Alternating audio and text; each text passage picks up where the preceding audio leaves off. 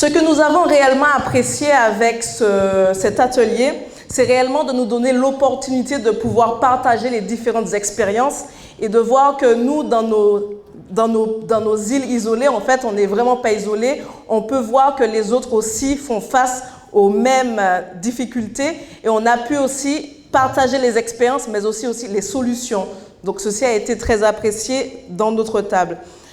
D'autre part, la méthodologie qui a été appliquée, c'est-à-dire le processus consultatif, qui a donné la voix non seulement aux représentants des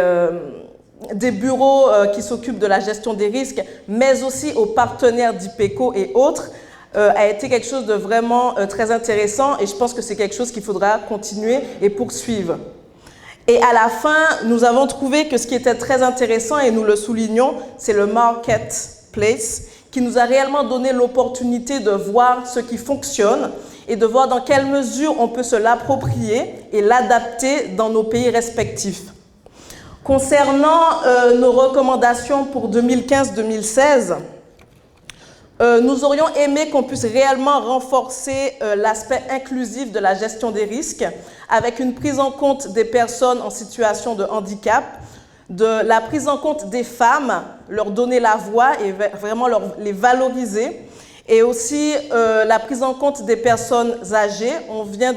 de fêter le 13 octobre, donc il faut le souligner, et aussi les jeunes, la place des jeunes dans la gestion des risques et des désastres.